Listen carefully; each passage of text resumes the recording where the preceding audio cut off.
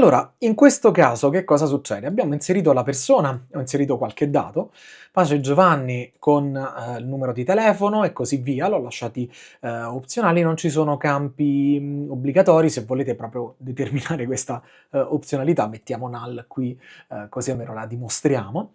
La cosa un po' più importante è dall'altra parte la carta d'identità. Quindi capite benissimo che qui c'è una disparità, se ci fate caso. Beh, effettivamente la carta d'identità c'ha la carta ID che è un identificativo univoco sicuramente auto-increment, quindi auto-incrementale. La persona RIF dall'altra parte che cos'è? È il collegamento a questo campo qui che deve essere identico, ok? Quindi sarà la foreign key.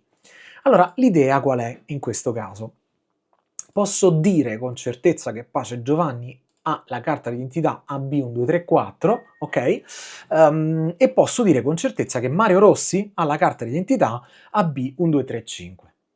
Il problema qual è? Fondamentalmente immaginiamo di poter inserire un'altra carta d'identità AB1236, ok? Quello che devo scoraggiare nella relazione 1 ad 1 è qui. Deve esserci una sola carta d'identità che viene fondamentalmente associata ad una persona. Ma in questo caso, vedete che ce ne stanno due?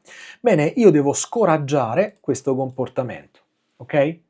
Beh, capite benissimo in questo caso che il comportamento è esattamente quello della one-to-many, ok? Perché? Perché nella one-to-many c'era un elemento che fondamentalmente si portava dietro queste strutture qui, cioè nel senso che la foreign key fondamentalmente stava nell'oggetto che dipendeva ovviamente dall'altro. Però c'è un caso molto particolare che non mi deve permettere effettivamente questa duplicazione, dove, ragazzi, questa duplicazione nel campo persona RIF, ok?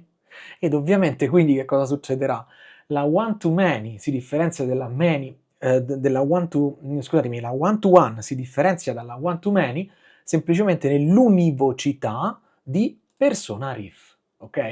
E un altro piccolo dettaglio a cui dobbiamo stare attenti è che per esempio non deve esserci una situazione di questo genere, AB1237 con il null in questo punto. Per quale motivo? Perché non esiste una carta d'identità senza la persona, altrimenti da quest'altra parte qui ci sarebbe stata una barretta opzionale.